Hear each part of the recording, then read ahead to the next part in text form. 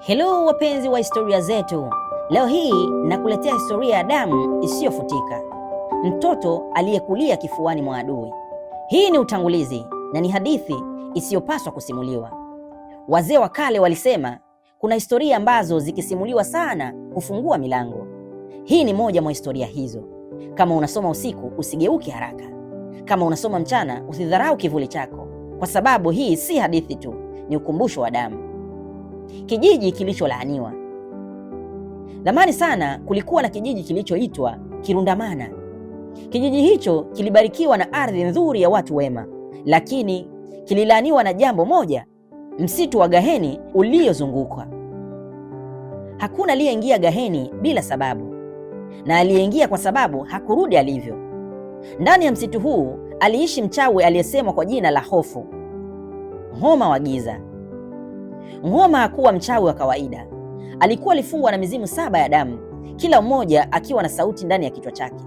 Lakini Nghoma alikuwa na adui mmoja tu wa kweli, Mzee Tembo, kiongozi wa Kirundamana. Miaka mingi kabla, Nghoma alikuwa mganga wa kijiji. Aliwaponya, aliwalinda, aliwapa matumaini. Lakini siku moja Tembo alimshutumu kwa uongo mbele ya watu. Huyu si mganga, ni mchawi. Moto ukawaka, heshima ikachomwa, roho ikavunjwa. Nghoma alifukuzwa usiku huo huo. Alipoingia Gaheni aliapa, nitawarudisha zawadi yenu kwa damu. Miaka ilipita, kijiji kikamsahau, lakini giza halisahau. Usiku wa mwezi wa damu, Nghoma alirudi. Hakuingia kwa kelele, aliingia kwa kimya kilichovunja masikio. Aliingia nyumba ya Mzee Tembo. Tembo na mke wake Lunza hawakufa haraka. Waliona mizimu ya mababu wao wakiwakata. Walikufa wakijua nani aliwaua. Lakini mtoto wao mchanga aliyekuwa bado hajapewa jina hakufa. Uchawi ulimgoma Nghoma. Mizimu ikasema, huyo ndiyo mwisho wako. Kwa hofu, Nghoma alimchukua mtoto akaingia naye Gaheni. Kumbukeni, Gaheni ni msitu wa 7 ambapo Nghoma amekuwa akiishi.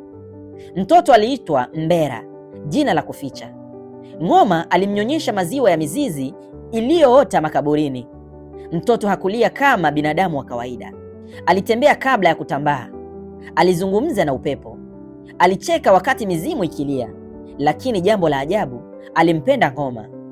Alimuita baba, na neno hilo lilimuumiza Nghoma kuliko moto. Nghoma alimlea Mbera kwa nidhamu ya giza. Alimfundisha kusikia sauti za waliokufa, kusoma alama za damu, kutembea usiku bila kivuli. Lakini kila alipomjaribu kumuua kisiri, uchawi ulimrudia yeye. Mwaka baada ya mwaka, Nghoma alidhoofika. Mbera alizidi kuwa hai. Siku moja usiku, Mbera alisikia wimbo wa mwanamke, mwanangu. Akamfuata hadi mti wa zamani. Mzimu wa mama yake ukamtokea, uso wake ukiwa na alama za kifo. Basi mama yake akaweza kumwambia, aliyekulea ndiye aliyetuua. Maneno hayo yakavunja kila kumbukumbu ya upendo.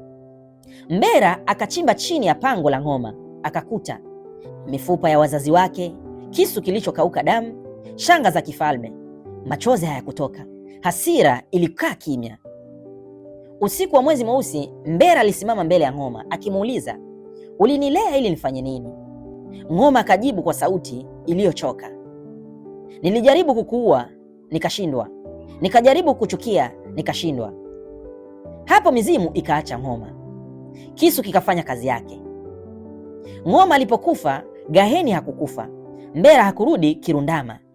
Aliendelea kuishi msitu, na hadi leo watoto wakipotea, jina la Mbera hunong'onezwa.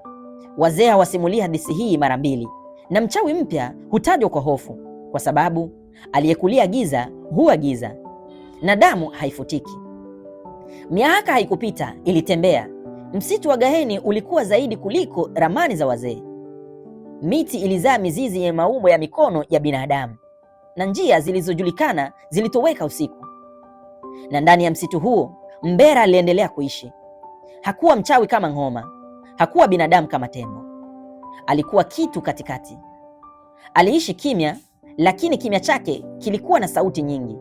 Mizimu ilimfuata kama kivuli cha pili. Wakati mwingine alionekana kama kijana wa kawaida, wakati mwingine macho yake yalikuwa matundu yasiyo na mwisho. Wanyama hawakumkimbia, moto haukumchoma, na usingizi haukumchukua kwa amani. Kirundama kilijaribu kusahau. Wazee walikufa, watoto wapya wakazaliwa, nyumba mpya zikajengwa juu ya udongo wa damu. Lakini laana haikufa.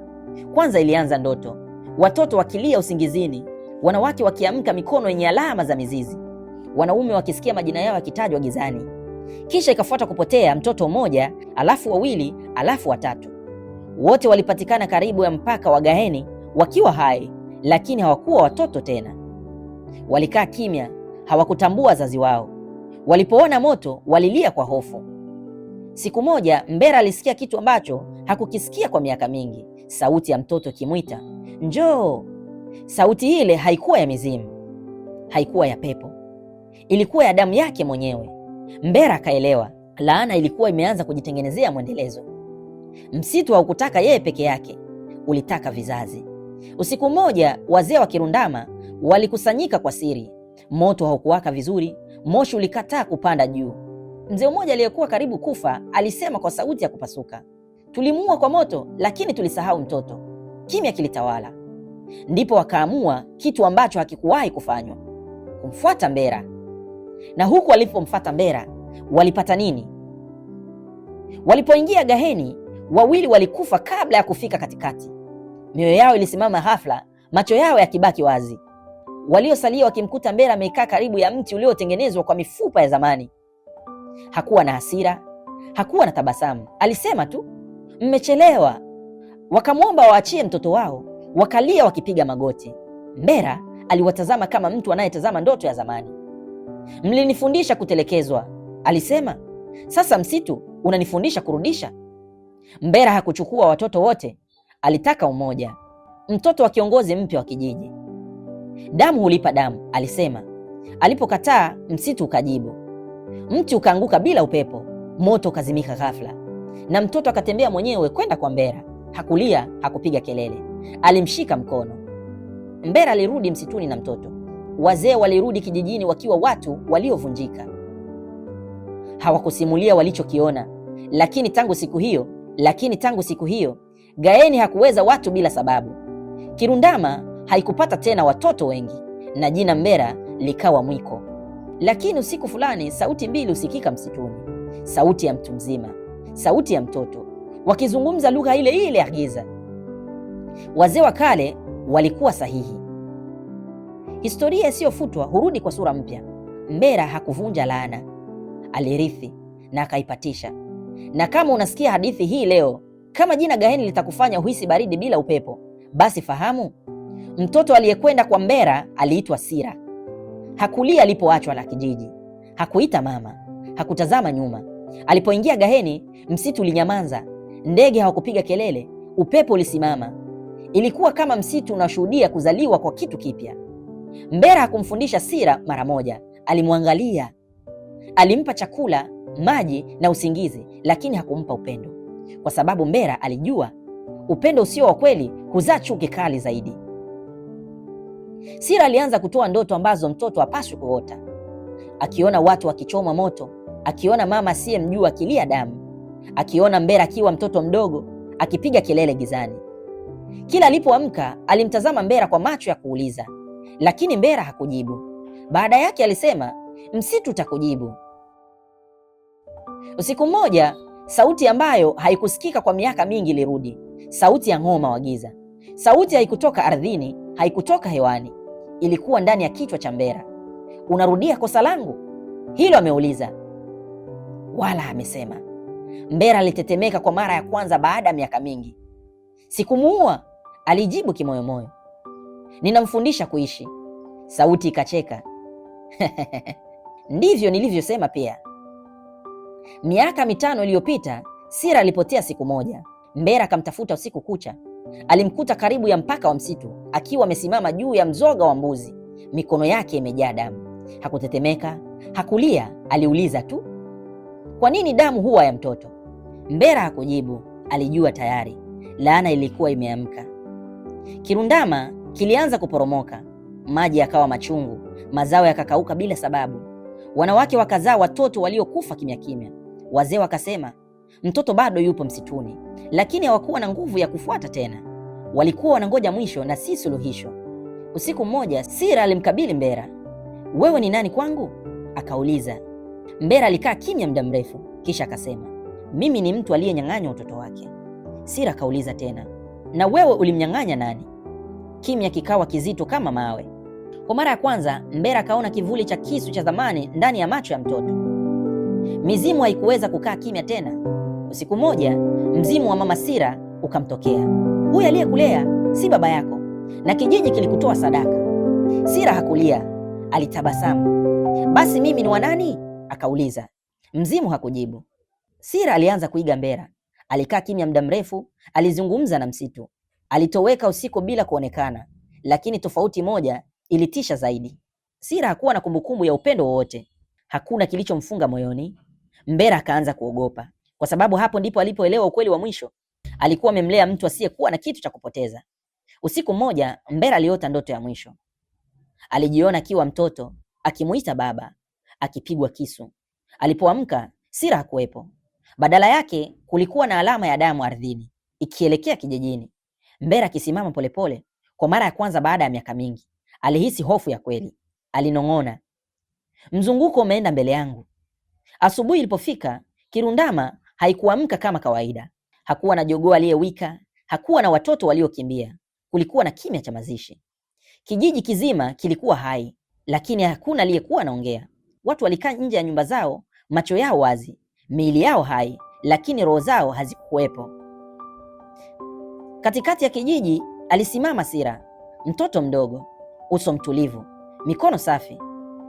Hakukuwa na damu, lakini kivuli chake hakikukuwa chake peke yake. Alikuwa na vivuli vingi ndani ya kivuli kimoja. Baadaye, mzimu mmoja ulionusurika ulimsimulia kilichotokea usiku. Sira hakuwashambulia watu, hakuwaua, hakuwapiga. Aliwaita kwa majina yao, majina ya ndani, yale ambayo mama zao pekee walijua.